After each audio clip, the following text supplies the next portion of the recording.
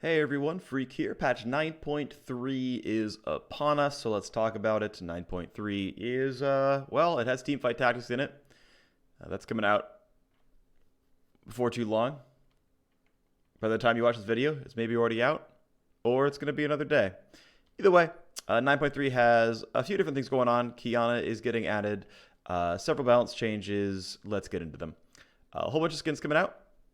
Arcade Caitlyn, Kaisa, Yasuo, and Kiana. Procedures for Caitlyn. Cool stuff there. Sweet. A lot of marksman. Kiana looks pretty cool. Physical damage, melee assassin. Does have a teaser and a trailer. I did record more or less Spotlight VO. Maybe it didn't end up coming out. I'm not sure. Or it'll probably come out when she releases, actually. So she'll have something that comes out. I believe she's going to be coming out 28th. So about a day after, 2 days after TFT on NA, according to announcement schedule. So get a couple of days with that. Then Kiana comes out. It's probably when Spotlight comes out. Sounds good. Corki having ARAM buffs. So this is ARAM buffs. Don't misread this. This is not a Corki buff for Summoner's Rift. It is his passive is up more often in ARAM, which I think definitely makes sense. Cool change, but we generally don't talk about non-SR in these videos. So instead, Missile Barrage now reads correctly. Right, the new charges load in on the right, which is what they're supposed to do. You shoot from the left, which is what they're supposed to do. So that's good. That's a nice UI update. But Corki's not going to be buffed for Summoner's Rift unless there's a bug. Some small buffs for Diana. Recoded the Q. Hopefully it won't misfire. I know it had some bugs before. Depending on how frequent that bug actually was, this could be a decent sized buff. I don't know exactly how much faster this is. I'm glad that this aims better. The Fog of War is kind of nice. This is probably less than 1% for Diana. You can sometimes have sort of snowballing factors where, for example, Diana mains come back and play Diana more, and had kind of hopped off her, so you can have sort of inflated win rate because of that. But in general, these don't seem like very, very big changes. But hey, cool to see. I actually really like Diana. I think she's a cool champion.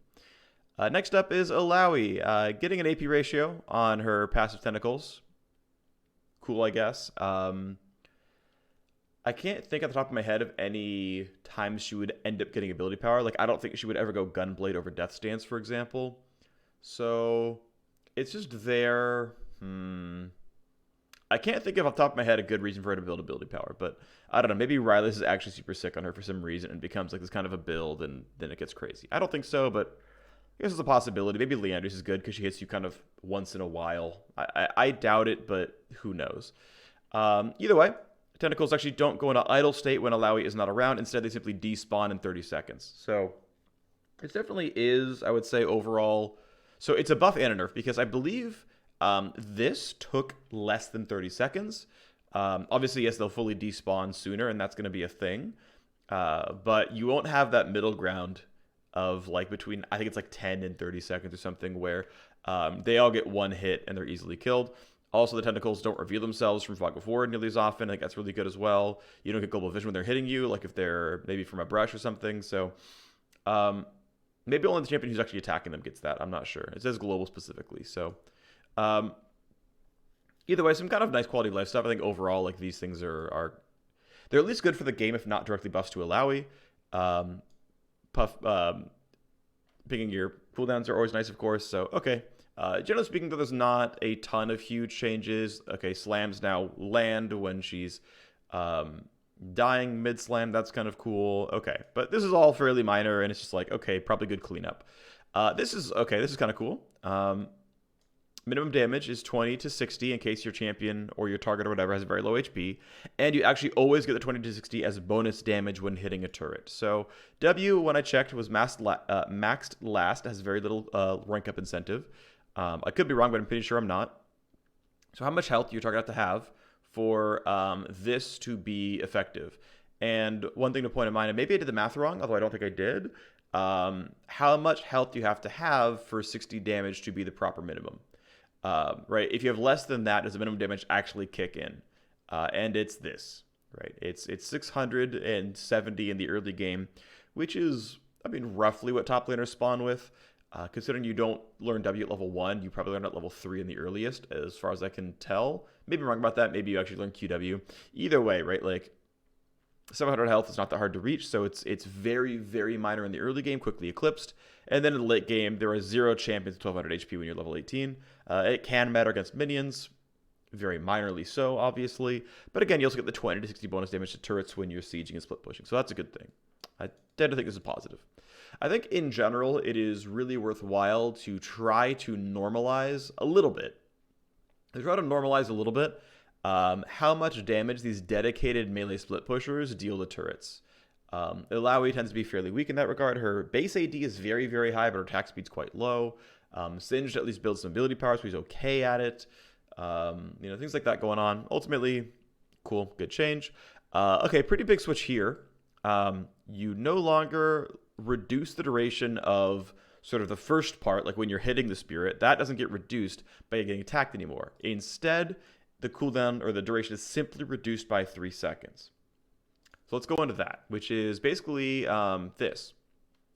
So the way it worked, by the way, the way her E worked is if you landed an auto attack, the duration was reduced by 1.25 seconds. So if you were able to reduce 3 seconds out of the thing, it's no different. So 3 autos would mean that this is now a buff to the ability. If you couldn't get 3 autos, this means this is a nerf to the ability.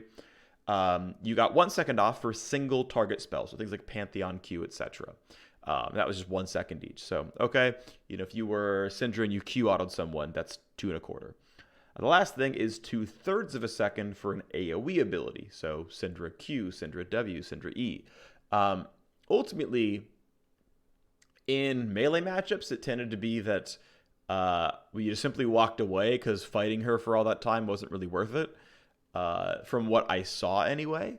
Maybe I'm wrong. I'm sure there's better top laners out there who knew how they fought against Allowi. I know like Renekton W would really screw you because that's 3 3/4 automatically. Not even counting the attack reset. So now it's flattened. I think it's a good change. Honestly, I do. The idea of, just when she hits E, fight her. I don't know. It just feels snowbally in the wrong way. Where if Allowi's behind, she just presses E and dies. And if Allowi's ahead, you just run away and the whole thing happened regardless. And you can still run away. Like, keep in mind, like in a lot of cases where you are trying to run away, you still run away and you become a vessel within 7 seconds. Like, that doesn't change at all. So in a lot of cases, in a lot of cases, this doesn't do anything. Because in my experience, the vast majority of Allowi cases, you just simply ran away from the E and became a vessel regardless. All right. Now, speaking of being a vessel, the duration is down by 2 seconds. Okay, flat out, that's easy to think about. But the big thing to keep in mind is that tentacles used to only slap essentially once in their lifetime. They really only ever slapped when they spawned, and if you camped the tentacle for 10 seconds, you stop being a vessel, back to laning. Now, instead, and by the way, the tentacle spawn speed is this timer. This is actually how often the tentacles spawn. They spawned at 5, 4, or 3 seconds based on what level you were. So now, not only will a tentacle spawn, but what a tentacle would spawn, existing tentacles in range slap you. So that's a really cool change, I think. I like that a lot. Actually. And because now you don't have the gameplay of simply camped by the tentacle. All right, I dodged the first slam. AFK 10 seconds. Now let's go lane. Now it's okay, well, that happened. And then at 5 seconds, the new one's going to summon, and the one that you're by is going to slap. So get ready. And every 4 seconds and every 3 seconds. And I like that a lot. I think it's a really, really positive change. Really, really cool. I like that quite a bit. This, I am quite confident in all cases, even including this duration nerf, is a buff to Allowi. Leap of Faith can now summon a 6th tentacle, I believe, for things like clones. I didn't look up all the rules around clone spawning or tentacle spawning, but I'm pretty sure that's what it is. So cool stuff. That's nice. Next up, nerfs to Karma. This is a revert of the haste from the previous patch. We did the math last time. It's actually pretty meaningful. It was a 60% increase in haste duration. Now this is a 40% nerf in haste duration, basically, which puts it back to where it was. I think, and the designers agree, well, the designers think, and I agree, it's really how this happened, um, that this was the bigger of the buffs. As I expected, Karma has been 100% pick ban in pro play so far, so we only have basically one more week of that, and then we're back to, we're probably going to see some Karma, but not insanely large amounts. Next up is buffs to Ornn's Q, 0.1 total attack damage ratio, keep in mind. It is a total AD ratio, so you get a buff even if you don't invest in attack damage. 7 damage early, 11, 12 damage late. Not trivial. The Q with no investment does 96 damage at level 1. That is a very good trading tool. Now, the damage on rank up is not very good. I'm assuming that you're maxing it, I guess, first. I didn't really look up what the actual build order normally is for Ornn, but I just assumed you maxed it first for some reason. And it only gains 130 damage when you max it. Like, it's not that good. So FYI, the rank up incentive is not great on Q. I mean, I'm pretty sure there's like cooldown changes and stuff. Like there's things that are relevant. But anyway, his level 1 trading, excuse me, level 1 trading gets a lot better. And yeah, I mean, again, just has 7 to 12 more damage than the ability. That's just solid. Next up, nerfs to Pike that push him out or away from solo lanes. This is something that kind of had to happen once we started pushing him towards, yes, building lethality is useful. Yes, you do scale off of offensive items. Please go build them. Pike has been a super high win rate solo laner for a very, very long time. And I know some people are going to have the context of, oh, well, Wonder brought him out, and that was really exciting at MSI. He's like a counter pick to certain lanes. So he might be a counter pick to certain lanes, but Pike has been objectively overpowered in both solo lanes for like a year. He's just been undiscovered in pro and not that popular in solo lanes. But Pike has been OP as just an assassin for a very long time. That has been strictly true. Ever since lethality changes that made him not play tank Pike anymore, he has been an OP solo laner. For some reason, it didn't really catch on in solo queue. I've literally never seen him play outside of support in my games. I don't see him very often when I watch Challenger streamers in solo lanes. Maybe more recently, I've been watching League streamers recently. TFT's been happening, so that's been what I've been watching. But ultimately, these are nerfs that mostly affect solo lane Pike. Okay, so stab targeting no longer deals bonus damage at all.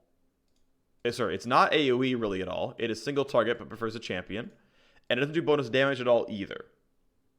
As compensation, it has a lower cooldown for the first 8 levels of the game. Now, if you only ever did long-range hook people in plays, as Pike, and this is only a buff for you, optimal gameplay for Pike often had you Eing or Wing forward, using melee Q to do bonus damage. The big slow was reliable. You didn't need to rely on like the skill shot pullback. You just stabbed them. The slow was really big. It was really useful. You could still stab them, and it's still a very heavy slow. But you don't do as much damage as before. So in those cases, it's worse. For solo lane Pike, who's using it for wave clear, even though it did reduce damage to non-champions, it still was a wave clear tool. It is no longer a wave clear tool. If I'm understanding this right, and maybe I'm understanding it incorrectly, if you just did a stab on 3 melee minions, it would do 30% to each of them, thus do 90% of the total damage. Now it just does the full damage. So in actual, so not counting this part, obviously, in actual just like damage dealt, it's actually not that different, but it tends to feel different when you're putting on AoE. You typically buy a Tiamat, you have your E for damage, spoiler, that's gone too. It tended to mean that he actually had wave clear. That's just basically gone. Solo lane Pike lost a lot of wave clear, and this is going to be a very, very big nerf. Next change is W has a bigger rank up incentive. Now what's interesting is W's second was already his optimal skill order. Especially for support, but oftentimes even true for solo lanes as well. It just turns out that your W being up was actually a pretty big deal. So now you actually run faster with the rank up, which I actually quite like. I think it's good to have that rank up incentive. I think it's a positive, personally. And yeah, so it's a little bit of extra speed. We did. So yeah, here's the damage. Like, assuming you were going to melee stab a champion and get your bonus damage, that has changed from 316 to 275. Still a pretty high damage spell, but obviously that's a bit worse. Here's the cooldown table. Nice for the first 8 levels. Okay, cool stuff, right? Not too difficult to look through. Okay, great. Here's the W speed before and after, 40% to 40 to 60. I'm assuming that after these changes, you are definitely maxing W second across all rolls. So here is the haste difference, 4 to 14%. Now keep in mind, it does fall off over time, so the end game difference is not always quite as large, but hey, there you go. The E damage to minions has been cut to 0. Yep. So his wave clear has been very, very, very destroyed. This and this are going to do a lot to his solo lane play, and it will lose several percent. Support Pike won't lose all that much. It will matter sometimes. Getting wave clear helping your team was useful. Oftentimes this would happen when you force them out of lane. You want to shove the last wave. He E's through, Qs the caster minions, auto attacks them. Now he E's through and it doesn't do anything. So this will nerf support Pike. This will nerf support Pike. This will buff support Pike. This, I will say, will tend to buff support Pike more than it nerfs him with these changes. I think support Pike will come close to treading water, probably loses a little bit of power. I will actually estimate that he goes slightly down. Solo lane Pike's going to lose probably like 3% or more. And that's going to be a really big deal, and he's no longer going to be probably seen in pro. Next up, nerfs to Sejuani's health and W damage ratio. Here's the health before and after, 7% down. Now keep in mind, of course, she builds Cinder Hulk, she builds Warmog, she builds Stoneplate. I believe it is possible, maybe I'm wrong, I don't know my exact breakpoints. It is possible that Warmog's turns on 1 level later as a result. As you can see, around level 10, she has like an 80 health difference. That can be enough to matter. I'm not certain, but I think so. Either way, her W damage is also down a little bit, and the W damage is based off her max HP, unless I'm trolling, but I'm pretty sure it is. And so it's automatically a 4 to 7% damage nerf before you build anything at all. So actually a pretty meaningful hit. This is, of course, what you deal for both halves of the ability, the first flail and the second. But losing 0.75% of your max HP is actually a decent amount of damage when you have 2,000 max HP.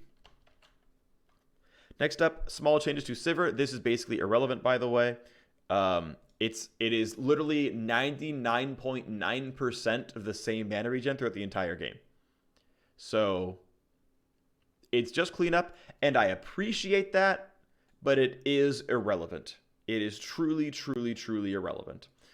This 0.11 attack damage per level means a little bit. The 15 damage and 15 mana on Ricochet means a little bit. So here is Sivir's new attack damage, down to eventually 2. It's not huge. It's not huge, but it exists. Also keep in mind that we're going to see later on Essence Reaver is getting nerfed, and Sivir is a big Essence Reaver user. Sivir definitely is the queen of bot lane in pro play right now. Again, the mana cost change means almost nothing. The attack damage growth means almost nothing. The mana regen means almost nothing. The Ricochet cost means something. It's 25% more mana cost. This definitely does matter. One thing I was seeing a fair bit is people would tend to use Ricochet over Boomerang Blade as their wave clear tool because basically the mana cost was lower. And now that the mana cost is a lot higher, this is definitely relevant. Now, she's still going to go as her first item. She really needs the mana. But this will do a lot to nerf her lane priority. This will nerf her probably 1.5% in solo queue. And in pro play, pros are pretty good at managing mana. But overall, you will see lowered priority on this champion, but she will still be highly sought after. This is the kind of nerf that matters. And it will push her down in solo queue. She'll remain above 50%. She'll remain above 50% win rate. And pros will say, I can play around that and just play the champion. But she will be less effective. Next up, we have Sona Nurse. 0.1 off the QAP ratio, 3% off the EAP ratio. These are nerfs that most specifically target not solo lane. Well, they do, but these really heavily nerf farm Sona. This nerfs Sona Tahm Kench, Sona Taric, Sona Pike, etc. Which is, I think, a good way of... I think it's a really good way of targeting this champion. Because I know a lot of solo queue Sonas would go Lich Bane, and I hated them for it in support.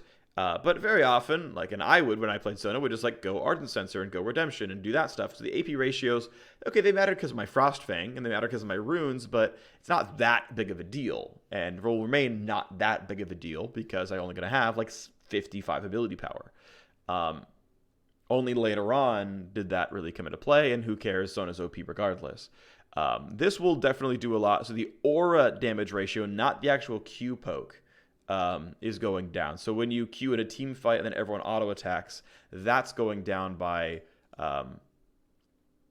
1 damage per 10 ability power per champion who auto attacks. The haste is a very big nerf. I think it's deserving, though. That had a really, really high scaling in the first place. Goes to the whole team as well. So, yeah, AP builds, team fighting gets weaker. Her landing, her 1v1ing, pretty much not any different. Probably won't drop her off of the presence that she has in pro play, which in 9.11 was 50%. In 9.12, it's been more like 75, 80%. So she's actually still been really highly prized in pro play so far. Silas, next up, getting 3 attack damage, getting 10 health per level, getting 5 to 25 damage on W, and now E mana cost is properly mentioned. Okay, so here is Silas's attack damage. Pretty meaningful, 5 to 3%.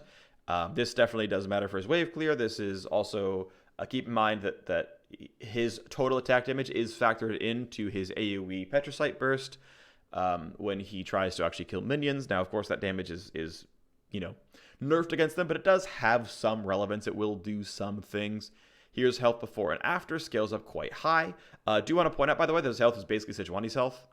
560 to 2175, 585 to the same health scaling. So he just has more health than Sejuani, but Sejuani has like way higher armor MR. But okay, he has like real like sturdy melee champion health now. Like this puts him at, I would say, sturdy. Over 2k feels pretty good. I don't know what his armor per level is. It might be very low, which means he wouldn't be in team fights, but in general, pretty sturdy now. A little bit more damage. Okay. And base stat buffs tend to do a really good job of actually buffing champions in solo queue more than pro play. Just in general. So anytime you have this sort of disconnect where the champion is still seen in pro but is just dog poop in solo queue, base stat buffs tend to do a whole lot for that. So I tend to like that. And it starts to create striations in base stats in a lot of cases, but that has tended to be a pretty effective lever for doing that kind of stuff. So I'm down with it. Next up is the W damage. I'm pretty sure you're going to max W second now. In fact, after the changes to his E, where you only get the shield on hit, W second has been the most powerful skill order, even if not the most common. Though it typically is the most common. And now the recommended setup is even better. And so there you go. By level 13, it's maxed, and it's a pretty good amount of gain. Like this is a decent amount of damage now. Up to finally a good 200. You can't miss it. The healing is still the same as it was before, but this is a meaningful damage buff. He'll probably gain a good 2%, maybe more off of this. He'll still be far sub 50. He's seen sporadically in pro play. But I know one of the designers is doing some like future work on Silas to try to do like proper reshapes to balance the pro versus solo queue aspects of the champion, and eventually that'll happen, and that'll be hopefully good when it comes out. Next up, Cinder gets 10 mana per level. Here you go. Scales just above 1,000 instead of scaling basically to 1,000. Yeah, pretty meaningful mana increase. Keep in mind that Force Syndra basically always buys Luden's Echo, so that's, I think it's 500 mana on the item, 400 around there. Always buys that item, so there's in the real world around like here when Luden's is done, it's not really 11%, it's more like 7%, but it's still 78 mana, so it's good, it's useful. Next up, minor buffs to Tristana. She gets 3.25 mana. She loses 0.006 mana per 5 seconds mana regen. So 0.0012 mana per second. Again, this doesn't matter. It's just cleaning up numbers, and I love the designer who does this. Shout out Soter. And getting a little bit of attack damage per level is kind of nice. So here's this. Here's Tristana's new attack damage. Oh yeah, I didn't even bother doing the math here. This is 99% basically as well. This actually, if you round to the nearest 10th of a percent, actually becomes 100% at a certain point. It becomes 100.0% to significant digits. So really irrelevant here. It's just cleanup, and that's fine. It's just cleanup. Who cares? This technically is more of a buff, and this is a nerf, but this also really doesn't matter. Who cares? Her mana growth in general, by the way, is quite low. It's like 38 or 32 per level. It's actually quite shallow. But I believe Q is free, so she doesn't run out of mana ever, so who cares? Anyway, attack damage growth means a little bit, and rocket jump getting 10 damage means a little bit. So here is this. Here is her attack damage growth, gains up to 3 AD. I do want to point out that a lot of bad Tristana players typically build 2 Zeals this champion. That is stupid. You should build an Essence Reaver. even after the nerfs in this patch. He's built Essence Reaver. IE, Rapid Fire Cannon, Reaver, Optimal, IMO. But essentially, the more attack damage she gains, the less she needs more attack damage. So it slightly buffs the bad builds, and slightly less buffs the proper big brain builds.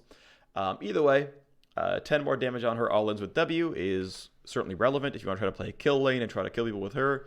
It's gonna work a little bit more often. You can W for wave clear, and it'll work a little bit more often. Sometimes you'll get that one less auto attack required. Good stuff there. Next up, some reshapes to Udyr. The abilities can all be ranked up to level 6, starting at level 16. Now, I want to point out the turtle stance is the same. It just simply gains a 35. Bear stance is the same. It simply gains a 40% and a 3¼ second duration. The big change is that Tiger stance is getting objectively nerfed. The flat damage is the same, but the AD ratio is down by 0.1 until rank 6. But keep in mind, this is a total attack damage ratio. A total attack damage ratio.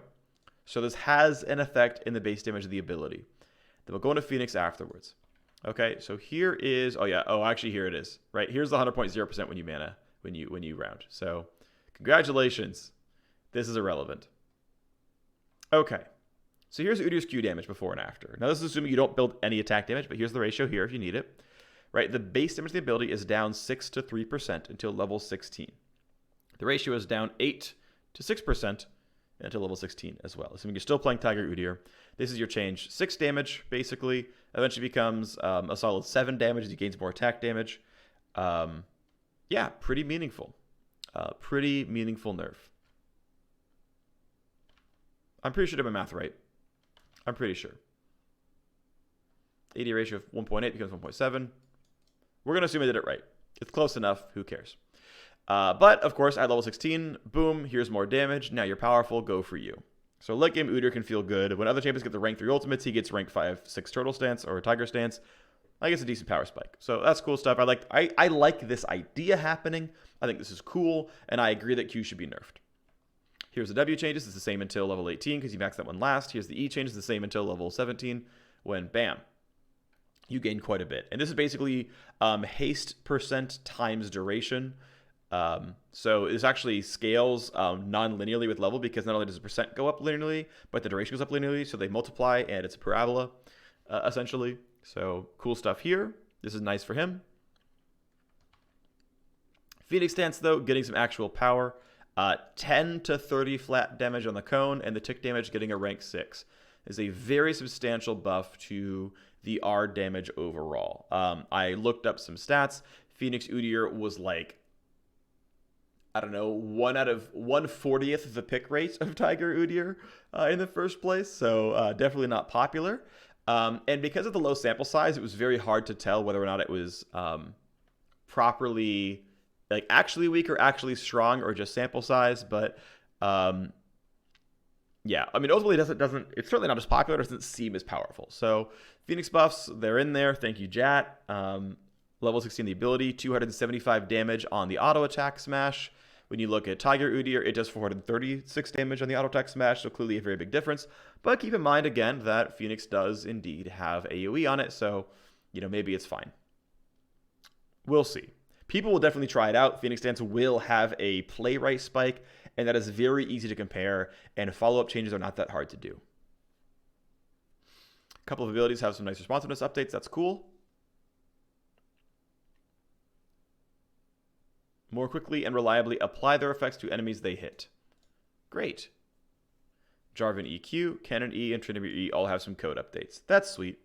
Good stuff. Okay, Essence Reaver is 100 gold more expensive. There's now a BF sword item. So, more than just this change, you're going to see Sivir and Xayah tank win rate on day 1 just because they're going to buy a pickaxe and go, oh crap. It's going to happen for sure. 100% for sure this is going to happen. In fact, I think it's entirely possible. It won't because of solo queue. But I was going to say there's a decent chance that even pro play would happen. But they're going to play solo queue for a week, so it's probably not. But a pretty big change here. Here's Essence Reaver's efficiency before and after. Here, let me go to like 180% zoom so we can get the whole thing in. There you go. Yeah. This item was 123% efficient. If you cared about crit and CDR, which you probably do, that's only 120% efficient. Still a very, very, very good item. Very, very, very good item. I'm pretty sure you care about every single one of these stats, so oh my. It still has to compete with Infinity Edge, which is also more than 100% efficient.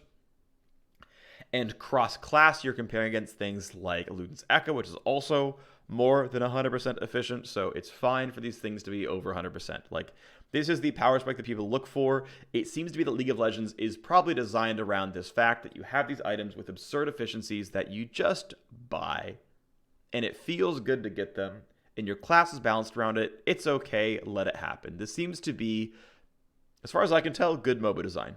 So I'm happy about it. I think it's okay. Next up, though, as a reaction to all of these very buff crit marksmen, 200 gold off of Randuin's Omen. Now here's this one. So down here we have that it was 78% efficient. Now it's 84% efficient. Essentially, you are paying 600 gold for attack speed nerf, crit reduction, and the active slow. Now that seems reasonable to spend 600 gold on that. It does seem reasonable to spend that kind of money. But now you only spend 400 gold on that, and now it really seems like, yeah, you know what? I would totally be willing to spend 400 gold on all these three. And it's 400 gold total, by the way, for all three things. Right? Because you're only waiting for that much money, right? So this definitely, to me, puts Randuin's Omen in a spot where I'm like, yeah, I would totally reasonably buy this item. The difficulty is that it is an item without CDR, and tank itemization has very, very few CDR options. If you're a jungler, you buy Cinder Hulk, you buy Stone Plate. Like, okay, well, I don't have it yet. Okay, well, how about Knight's Vow? Knight's Vow has it. Righteous Glory has it. Warmogs has it. And you wonder why everyone builds all three of those items every game. Frozen Heart. Ooh, kind of want help though. Right? It's a little testy. Building MR is easy. Every single major Magic Resist item has CDR on it. It's very easy to go like, well, I'm going Abyssal Mask, and I'm going Adaptive Helm, and I'm going Spirit Visage, and it's no big deal. The armor items are kind of peculiar in that regard, where you have to do something very specific to get CDR. Oh, I want to go Knight's Vow. I got to bind with someone. I got to go Righteous Glory. I want to engage. It's like, I can't just be a generic tank and go Dead Man's Play to Randuin's Omen. Even Thornmail. So that's one thing that kind of holds down some of the armor itemization. Not that I think it's really in a bad spot. I think tanks are fine. Overall, I think tanks are fine, but we'll see. I mean, again, I think it's fine, so whatever. I think Randuin's Omen is now, I think, at least in the eyes of players, where I think this is an efficient enough item to be worth thinking about, and we might start seeing this item pop up a bit more. Next up is Rod of Ages, who's also getting a 100 gold cheapening. And I'm a little bit surprised we don't see more Roe, because I think Roe is actually super efficient. So unstacked Rod of Ages in 9.12 to 9.13, still not 100% gold efficient, but very, very close. And if you want the Eternity passive at all, which you do, this is a great item by itself.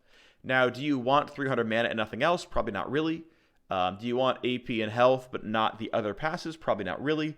If you consider other AP health items like Liandry's or Merlinomicon, those tended to be not efficient based on just their stats, but the passes they gave you were really, really valuable. So I think it's fine. But when it's fully stacked, these items are absurd, actually. Even if you don't count the mana, the 500 gold in the mana, this is still absurdly gold efficient before. It's absurdly gold efficient afterwards as well. 100 AP, 500 health. That's just really good stats, and that's 4,000 something health. That's what, 3,600 gold? 3,600 gold roughly worth of stuff. Like, that's great. That's really, really, really good. 3,500, I guess. 3,500 gold worth of stuff. But still, 3,500 gold worth of attack damage, ability power and health for a 2,600 gold item is really, really, really, really good. Rod of Ages, I saw a Reddit post a while ago that, like, the item felt lackluster, but, like, it just gives you so many numbers. I don't know. Like, I really want to like Rod of Ages, and I know you're still competing with things like Luden's Echo, which are absurdly efficient themselves as well. Don't get me wrong, but I don't know. This feels great. Like, this seems like it's such a good item. So many stats there. Either way, it's a buff because no one's really buying it. That's definitely a buff to sort of bruiser APs, champions like Sincho. I know he didn't always go Ludens. They often did Riley's Liandry's. I realize that, but there's a chance that Singed can reconsider. There's a chance that you look at someone like, I don't know, even Silas or like Echo or any of these like like even Mordekaiser. Again, if you don't got the mana, it's still stat efficient for him. You look at any of the sort of like melee magic damage champions, and I think you really should consider them, as it is a lot of stats. That's just my thought. I think these items aren't garbage. Both these are exciting and probably worth trying out. Your shop returns, cool stuff there. Text damage is going to look a little bit different.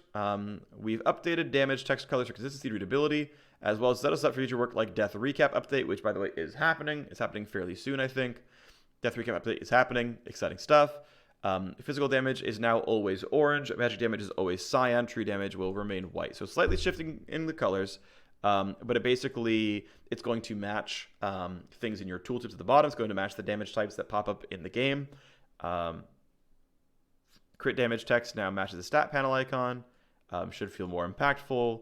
Colorblind support is not great, so it's added next patch. So the colorblind shifting of the colors is not in yet. Bug fixes to stuff. VO lines playing less frequency, as they often tend to talk a lot and on very spammy abilities. Good to see those changed. Absolutely good changes. No longer mute your own ping is a good thing. And now, that's unlucky. That's a big deal that your R interacts with W. That is like the entire point of the combo with those abilities. So, good change. All right, and as we mentioned before, new skins and chromas coming out. My nose is itchy. Good stuff there. All right. TLDR 9.13. Keanu's coming out. Teamfight Tactics is coming out. Corki getting some ARAM buffs and a visual update to Missile Barrage. Diana getting some sort of nice recoding. Not going to change a whole lot. Allowi, ultimately, not much is going to change. She's going to be better at hitting turrets. And Testo's Spirit, the big thing you actually need to care about here is that when you become a vessel and a tentacle spawns, you cannot sit under it the entire duration anymore. It will swing again every 5, 4, or 3 seconds. That's the change that matters here for Allowi. Karma, getting a partial revert of her buffs from last patch. This is going to be meaningful. Ornn getting some very good early game damage on his Q because the total AD ratio. His base AD factors into this ability, and it's a minor buff here. Pike solo lane got hard smashed. E no longer deals damage to minions. Q is no longer AoE or dealing bonus damage anymore, but the cooldown is better and the W rank up is better. So we're going to max W second now. Q is going to have more chances to steal people away, and solo lane Pike loses like 3% or more win rate. Sejuani losing a lot of health growth and some damage off W. Really definitely going to be meaningful. Going to lose several win rate here. Going to drop off, probably being 100% pick ban in pro play, but will still be highly prized. Sivir nerfs are going to be very, very minor. This mana cost is going to be relevant. That's going to mean a lot. You're going to feel it in your games. The attack damage nerf barely means anything. The mana growth does not mean anything at all. Will drop some win rate, probably 2%. Will drop a little bit of prize in pro play, but will still be probably top dog, actually. Sona getting weaker on mostly AP builds. The aura on Q, which is people auto-attacking, gets less damage. And the aura on E giving less movement speed is going to be relevant as well. But mostly for farming builds, so it's going to mostly nerf AP farm bot lane Sona. Next up is Silas, who gains 3 attack damage, 10 health growth, and 5 to 25 damage off of W, or onto W. That's really, really big. He's probably going to gain 3% win rate off this. And it's going to help him a lot. Now, this is a champion who's already seen a little bit in pro play, and I think we probably see him a little bit in pro play, a little bit more in pro play as a result of these. He has a lot of work to go till he is in a decent spot in solo queue, but it's going to help. 10 mana on Cinder is going to be minor buff. That's cool. 10 mana growth. Cool. Good stuff. Tristana attack damage growth buff means a little bit. It's 0.19, which does factor in a little bit over the course of time. Flat mana means nothing. Mana regen means nothing. Rocket Jump getting 10 damage is a little bit nice. So, minor Trist buffs will push her up maybe 0.5% to 1% here. And overall, I think she's still a cool champion. So, good stuff. Udyr gets a rank 6 on all his abilities. W and E just get strictly that. Rank 6 just scales linearly. Tiger Stance, though, getting nerfed up until you get to rank 6. This attack damage ratio nerf definitely matters. So keep that in mind. Otherwise, what we're looking at here is